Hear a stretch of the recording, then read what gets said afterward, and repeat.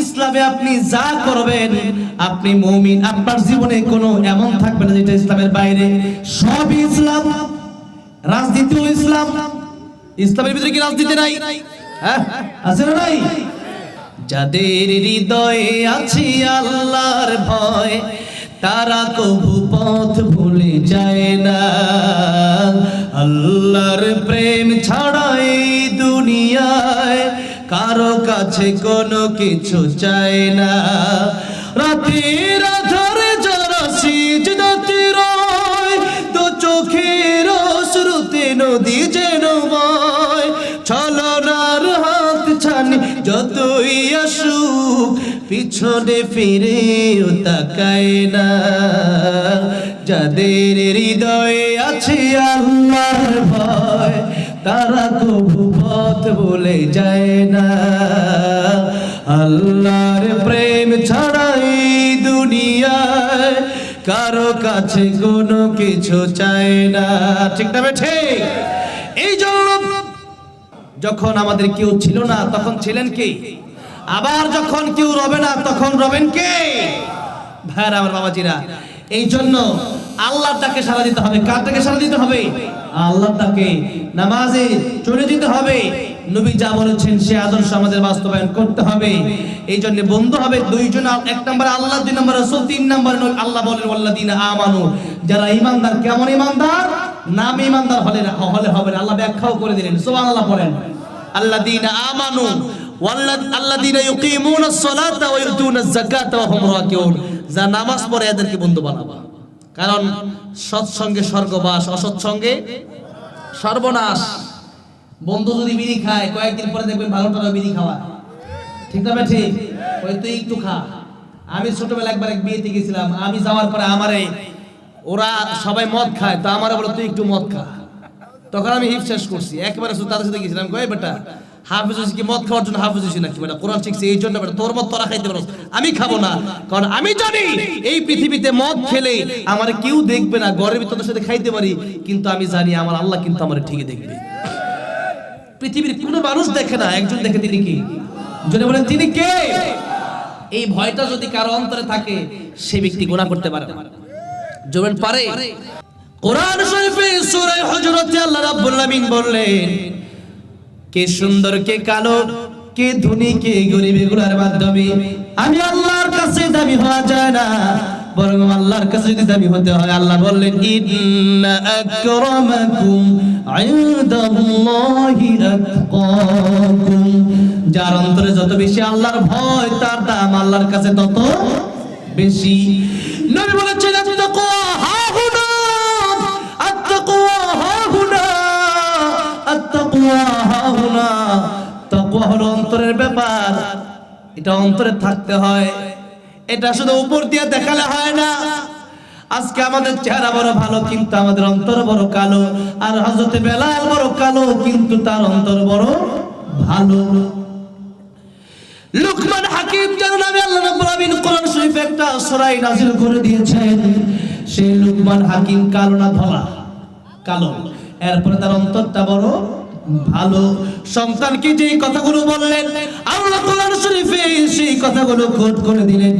আল্লাহ বললেন, লুকমান হাকিম তার সন্তানকে কি বলছে দেখেন, ওয়া ইয ক্বালা লুকমানু লিবনিহি ওয়া হুয়া ইয়াইযুহু ইয়া বুনাইয়া লা তুশরিক বিল্লাহ ইন্নাশ শিরকা লাযুলমুন আযীম।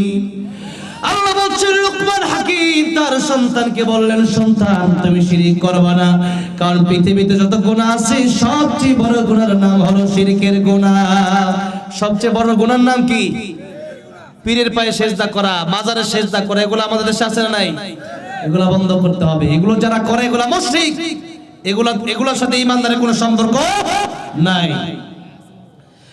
ভাইরা বাবাজিরা, যেই কথা বলছিলাম, যে নিজের মা আর বাবা এত বড় উপকার করবে না যদি কেউ গীবত করেন।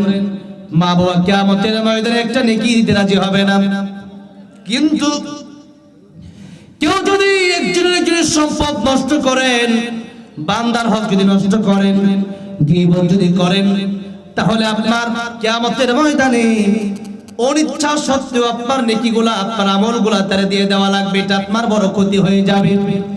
এই জন্য গীবত আমাদের বন্ধ করা লাগবে। বলছিলাম মসজিদে যাওয়ার পরে কেউ যদি গীবত করে মসজিদে গেল গুনাহ, আর বাথরুমে কেউ যদি দোয়া পড়ে ঢুকে আবার বের হওয়ার পরে দোয়া পড়ে, তাহলে সওয়াব আছে না নাই? সকাল সন্ধ্যা কোরআন শরীফ কি? কোরআন শরীফ, কোরআন আপনি যদি মেনে চলেন তাহলে জিকির মানা হয়ে যাবে।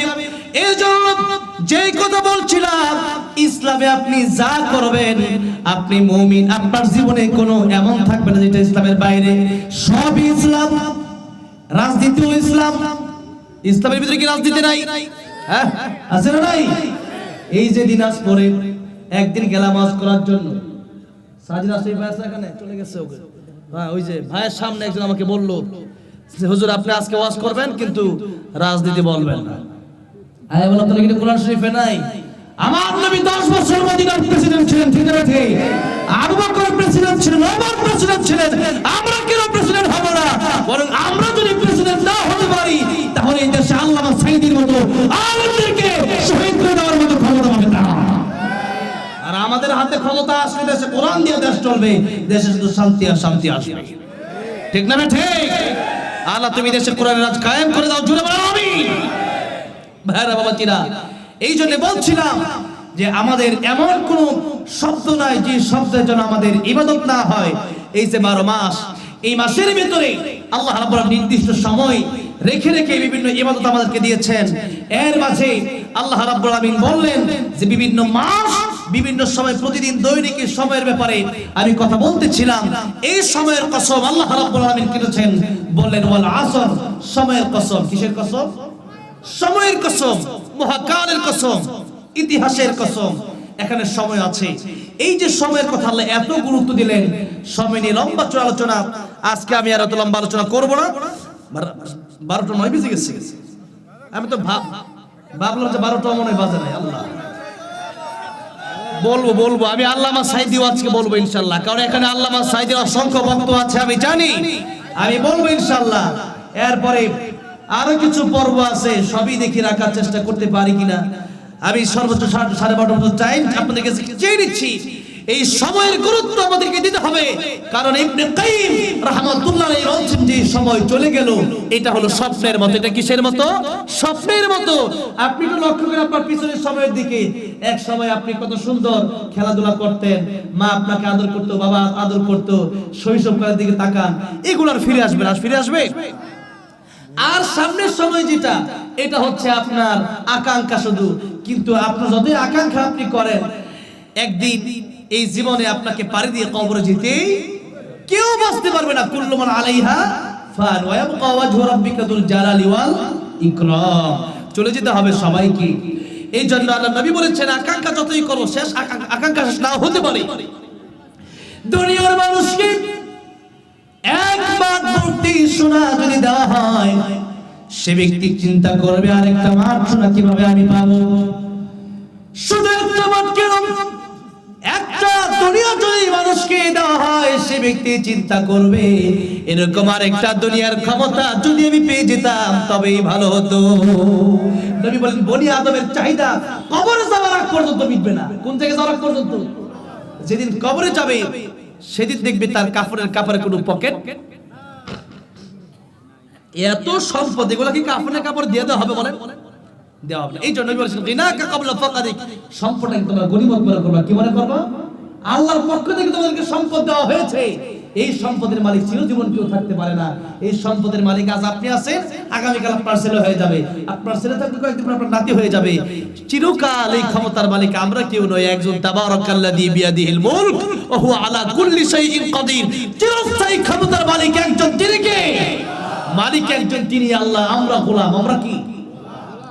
গোলাম। চলবে মালিকের কথায়, মালিক গোলামের কথাই চলবে না, গোলাম তার মালিকের কথাই চলবে। গোলাম তার মালিকের কথাই চলবে। আল্লাহ তুমি আমাদেরকে তোমার গোলাম, প্রকৃত গোলাম বানিয়ে দিও না। আমিন।